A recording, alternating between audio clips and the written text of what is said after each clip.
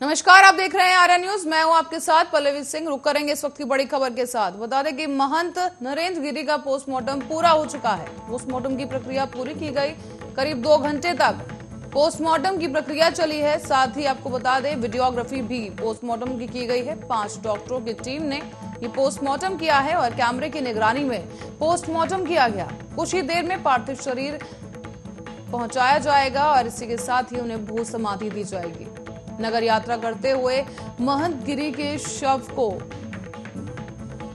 भू समाधि के लिए लाया जाएगा। इसी बीच आपको बता दें कि उनका पोस्टमार्टम पूरा हो चुका है और उसके बाद उनकी समाधि के लिए शव को लाया जाएगा। उनका पार्थिव शव जो है बाहर निकाला जाएगा और इसी के साथ ही पोस्टमार्टम की प्रक्रिया वीडियोग्राफी के दौरान की गई है और साथ ही डॉक्टर्स की 5 टीम ने पोस्टमार्टम किया है।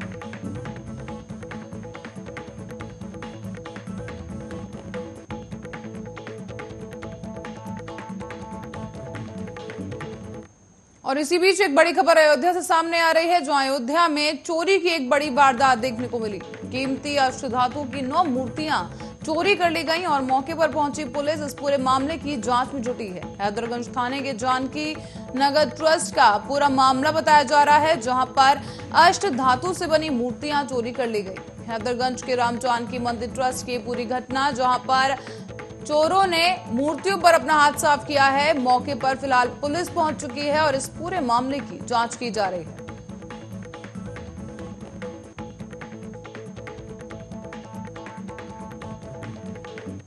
और इसी बीच रुक करेंगे अगली बड़ी खबर की ओर, जहां आईएएस आलोक तिवारी कानपुर से डीएम पद के कार्य मुक्त हो चुके हैं। आईएएस आलोक तिवारी कानपुर के डीएम पद से मुक्त हो चुके हैं। यूपी सरकार ने आलोक तिवारी को कार्य मुक्त किया है। रक्षा मंत्री के निजी सचिव का कार्यभार करेंगे अब आलोक। और इसी बीच बड़ी खबर इस वक्त की आपको बता रहे हैं, राजनाथ सिंह के निजी सचिव होंगे आलोक तिवारी और उन्हें पद मुक्त कर दिया गया और अब एक नई जिम्मेदारी सौंप दी गई है। आईएएस आलोक तिवारी कानपुर के डीएम पद पर तैनात थे, कार्यरत थे और अब उन्हें कार्य मुक्त कर दिया गया है। यूपी सरकार ने आलोक तिवारी को कार्य मुक्त करते हुए एक नई चुनौती दी है, एक नई जिम्मेदारी उन्हें सौंपी गई है। अब रक्षा मंत्री के निजी सचिव का कार्यभार संभालेंगे आलोक तिवारी। और इसी बीच बड़ी खबर इस वक्त की आपको बता रहे हैं, आलोक तिवारी जो कि डीएम पद पर कार्यरत थे, अब उन्हें कार्य मुक्त कर दिया गया है और राजनाथ सिंह के साथ अब काम करेंगे और इसी के साथ ही एक अहम पदभार वो संभालने वाले हैं।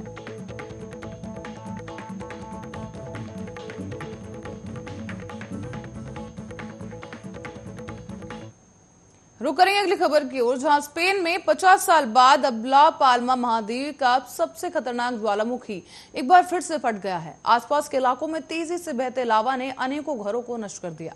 ज्वालामुखी फटने के बाद खतरे को देखते हुए 10,000 से ज्यादा परिवारों को फौरन सुरक्षित दूसरी जगह पर शिफ्ट करवा दिया गया। साथ ही कई जानवरों को भी वहां से बाहर निकाल लिया गया है। इससे पहले कुबेर वियज पर्वत श्रृंखला में यह ज्वालामुखी 1971 में फटा था। और साथ ही आपको बता दें कि अटलांटिक महासागर में स्पेन के द्वीप ला पाल्मा में ज्वालामुखी के फटने से रुक रुक कर भूकंप के झटके भी आ रहे हैं। अमेरिका से लेकर कनाडा तक सुनामी का अलर्ट जारी किया गया है। साथ ही 85,000 की आबादी वाला ला पाल्मा अफ्रीका के पश्चिम तट के निकट स्पेन के कैनरी द्वीप समूह के 8वें ज्वालामुखी द्वीपों में से एक है। ला पाल्मा का सतह क्षेत्रफल 700 वर्ग किलोमीटर से अधिक है और लगभग 85,000 लोगों की आबादी वहां रहती है। रिकॉर्ड शुरू होने के बाद से आपको बता दें कि क्षेत्र में 7 रिकॉर्ड किए गए विस्फोटों में अनुभव किया गया है। साथ ही अंतिम के 2 विस्फोट 1995 और 1971 में हुए थे, जिसके बाद वाला 10 साल तक चला।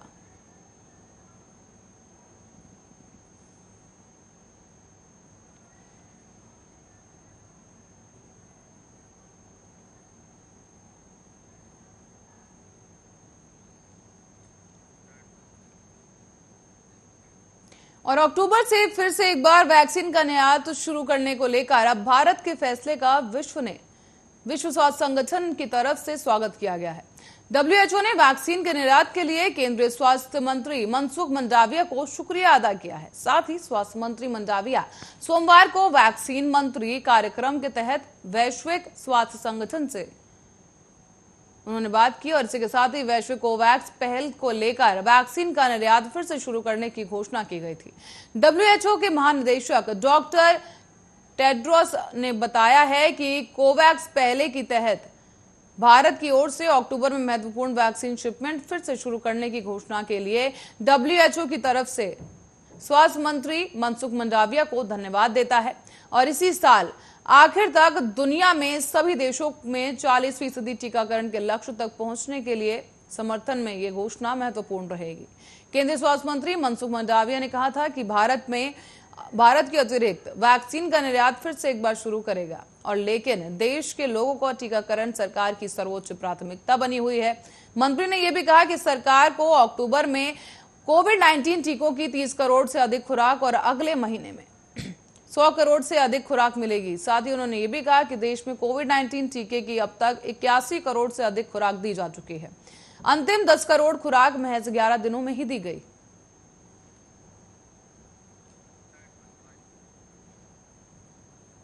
प्रधानमंत्री नरेंद्र मोदी थोड़ी ही देर में अमेरिका के लिए रवाना हो जाएंगे और इस दौरे में उनके साथ विदेश मंत्री NSA शामिल होंगे और इसी के साथ ही उच्च स्तरीय प्रतिनिधिमंडल भी पीएम मोदी के साथ ही रवाना होगा। कार्यक्रम के तहत अमेरिकी राष्ट्रपति क्वाड लॉर्ड्स के साथ पहले व्यक्तिगत बैठक की जाएगी। विदेश सचिव हर्षवर्धन श्रृंखला ने अमेरिका में होने वाले कार्यक्रम की जानकारी दी। विदेश सचिव ने बताया है कि पीएम नरेंद्र मोदी बुधवार को अमेरिकी राष्ट्रपति जो बाइडेन की ओर से आयोजित किए गए कोरोना वैश्विक शिखर सम्मेलन में भाग लेंगे। साथ ही विदेश सचिव के मुताबिक दोनों के बीच 24 सितंबर को द्विपक्षीय बैठक होगी और इस बैठक में पीएम मोदी और अमेरिका के राष्ट्रपति जो बाइडेन भारत अमेरिकी संबंधों की समीक्षा करेंगे। उम्मीद ये जताई जा रही है कि इस बैठक में व्यापार और निवेश इन दोनों ही संबंधों को मजबूत करने और रक्षा और सुरक्षा सहयोग को मजबूत करने और स्वेच्छा ऊर्जा साझेदारी को बढ़ावा देने के बारे में चर्चा हो सकती है। साथ ही प्रधानमंत्री नरेंद्र मोदी और अमेरिका के राष्ट्रपति जो बाइडेन दोनों मिलकर इस बैठक में व्यापार, निवेश और रक्षा सुरक्षा के क्षेत्रों में संबंधों को आगे बढ़ाने के मुद्दे पर भी चर्चा करेंगे। इस बैठक में भाग लेने के लिए पीएम मोदी के साथ विदेश मंत्री एस जयशंकर, राष्ट्रीय सुरक्षा सलाहकार अजीत डोभाल और विदेश सचिव श्रृंखला भी साथ जाएगी। आगे आपको बताते चलें कि जनवरी 2021 में ये बैठक काफी अहम बताई जा रही है और जनवरी 2021 में जो बाइडेन की सत्ता संभालने के बाद ये पहला मौका होगा जब भारत के प्रधानमंत्री मोदी और अमेरिका के राष्ट्रपति जो बाइडेन आमने सामने मुलाकात करेंगे। पीएम मोदी 22 सितंबर यानी कि आज रात को अमेरिका की राजधानी वॉशिंगटन पहुंच जाएंगे। साथ ही आपको बता दें इस दौरे को लेकर काफी अहम आसार भी लगाए जा रहे हैं और आपसी संबंधों को लेकर भी काफी अहम घोषणाएं यहां पे बीच में की जा सकती हैं। साथ ही इस दौरे को लेकर जो काफी ज्यादा सलाहकार हैं उनकी तरफ से भी यही कयास लगाए जा रहे हैं कि आने वाले दिनों में इस बैठक का खासा परिणाम देखने को मिल सकता है। हालांकि भारत और अमेरिका के रिश्ते को मजबूती देने के लिए पीएम मोदी जो बाइडेन से मिलने पहुंचेंगे। आपको बता दें इससे पहले एक वर्चुअल बैठक में दोनों की आपस में बातचीत हो चुकी है, लेकिन ये पहला मौका होगा जब प्रधानमंत्री नरेंद्र मोदी अमेरिका के राष्ट्रपति जो बाइडेन से आमने सामने बैठकर मुलाकात करेंगे। साथ ही इस मुलाकात के दौरान कई अहम बातें निकलकर यहां पर सामने आ सकती हैं। द्विपक्षीय वार्ता की जाएगी, साथ ही आपसी सुरक्षा को लेकर काफी अहम मुद्दों पर बात हो सकती है और साथ ही अफगानिस्तान में तालिबान की वजह से जो मौजूदा हालात पैदा हो चुके हैं उसको लेकर भी अंदाजा लगाया जा रहा है कि उसको लेकर भी सुरक्षा की लिहाज से अहम चर्चा की जा सकती है। जो बाइडेन के साथ ही पीएम मोदी की आपको बता दें ये पहला मौका है जब वो आमने सामने बैठकर एक दूसरे से बात करेंगे। इसके साथ ही पीएम मोदी कमला हैरिस से भी बात करेंगे और उनसे मुलाकात करेंगे। अमेरिकी दौरा आज पीएम मोदी रवाना होंगे और इसके साथ साथ आपको बताते चलें कि प्रधानमंत्री नरेंद्र मोदी के साथ साथ इस दौरे पर सलाहकारों की एक बाकायदा टीम पहुंचेगी। साथ ही राष्ट्रीय सुरक्षा सलाहकार अजीत डोभाल भी पीएम मोदी के साथ मौजूद होंगे। और मां की हत्या के आरोप में लगभग 32 महीने बाद पुलिस ने कोलकाता से एक शख्स को गिरफ्तार किया है। जोन 3 के एसीपी चंद्रकांत जाधव ने बताया है कि पाटणकर पार्क स्थित एक इंपोरियल टावर निवासी नम्रता पवार अपने पति नरेंद्र रामचंद्र पवार और इकलौते बेटे जन्मेश के साथ रहती थी। पिता और बेटा दोनों शेयर मार्केट में काम करते थे। 28 जनवरी 2019 की रात को खाना बनाने के वक्त और खाना खाने के बाद इस बीच ही पिता और बेटे में पैसे के हिसाब को लेकर विवाद हो गया, जिसके बाद रात 11 बजे माता पिता बेडरूम में सोने चले गए और बेटा हाल ही में सो रहा था हॉल में। और इसी बीच 29 जनवरी की सुबह 4 बजे बेटे ने धारदार हथियार से पिता के सर पर वार कर दिया। इस दौरान बीच बचाव में मां आई तो मौके पर मां पर भी वार कर दिया गया। इसी बीच आपको बता दें कि वारदात के बाद ये बेटा फिर फरार हो गया है और बेडरूम में माता पिता चीखते चिल्लाते रह गए। इसी के साथ ही स्थानीय लोगों की मदद से उन दोनों को घायल अवस्था में अस्पताल में भर्ती कराने की कोशिश की गई, पर कुछ ही देर बाद पड़ोसियों की बात की जाए तो रिद्धि विनायक हॉस्पिटल में उन्हें भर्ती कराया गया और पुलिस को इस पूरे मामले की सूचना दी गई। हालात नाजुक होने के चलते दोनों को मुंबई स्थित केईएम अस्पताल भेज दिया गया और 2 दिन बाद उपचार के दौरान मां की मौत हो गई। तब से ही ये बेटा फरार चल रहा है और फिलहाल आरोपी को गिरफ्तार कर लिया गया है।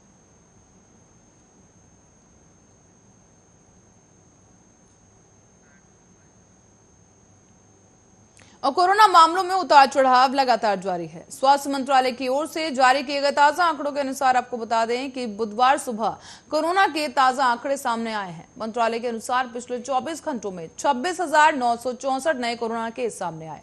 इसके एक दिन पहले ही बल्कि 26,115 केस सामने आए थे और वहीं अब 24 घंटे में 383 कोरोना संक्रमितों की जान चली गई। 34,167 लोग कोरोना से ठीक भी हुए हैं, यानी कि 7,586 एक्टिव केस कम हो गए हैं। केरल में मंगलवार को कोविड के 15,000 मामले सामने आए, जबकि संक्रमण से प्रदेश में 214 लोगों की मौत हो चुकी है। इसके साथ ही प्रदेश में संक्रमितों की कुल संख्या 45,39,953 है, जबकि मरने वालों की तादाद 23,897 हो गई है। प्रदेश में एक्टिव मरीजों की संख्या 1,61,195 है। तो वहीं कोरोना महामारी की शुरुआत से लेकर अब तक कुल 3,35,31,000 लोग संक्रमित हो चुके हैं। इनमें से 4,45,768 लोगों की मौत भी हो चुकी है। अच्छी बात यह रही कि अब तक 3,27,83,000 लोग ठीक होकर घर वापस लौट चुके हैं। देश में कोरोना एक्टिव केस की संख्या करीब 3 लाख है और कुल 3,01,989 लोग अभी भी कोरोना वायरस से संक्रमित हैं, जिनका इलाज जारी है। ऐसे में आपको आगे बता दें कि देश में कोरोना से मृत्यु दर 1.33% है, जबकि रिकवरी रेट 97.75% हो चुका है। एक्टिव केस 0.92% पहुंच गया और कोरोना एक्टिव केस मामले में दुनिया में अगर भारत के स्थान की बात की जाए तो पूरी दुनिया के अनुसार भारत का स्थान 8वें नंबर पर है, यानी कुल संक्रमितों की संख्या के मामले में भारत दूसरे स्थान पर है, जबकि अमेरिका, ब्राजील के बाद सबसे ज्यादा मौत भारत में ही हुई है।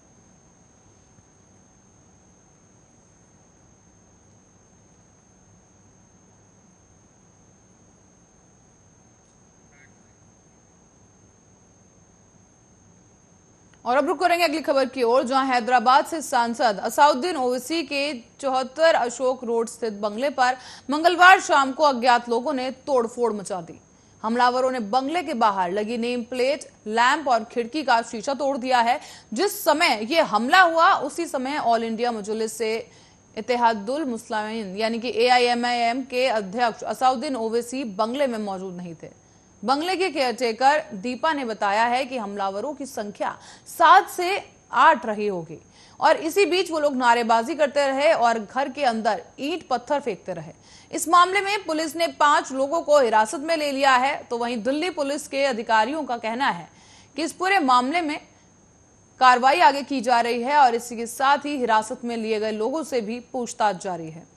साथ ही आपको बताते चलें कि नई दिल्ली क्षेत्र के पुलिस उपायुक्त दीपक यादव ने कहा है कि इस पूरी घटना के कथित संलिप्तता के मामले में 5 लोगों को हिरासत में लिया गया। हमला करने वाले लोग हिंदू सेना से जुड़े हैं। घर पर हुए हमले को लेकर असाउद्दीन ओवैसी ने भी कहा कि सांसद का घर भी अब सेफ नहीं है। साथ ही उन्होंने बताया आगे कि जिम्मेदारी बीजेपी सरकार पर आती है और इस तरह के हमले से क्या संदेश जाता है। उन्होंने एक के बाद एक कई ट्वीट किए। ओवैसी ने कहा कि दुनिया को कट्टरपंथा से लड़ने का पाठ पढ़ाने वाले पीएमओ ये बताएं कि मेरे घर को निशाना बनाने वालों को किसने कट्टरपंथी बनाया।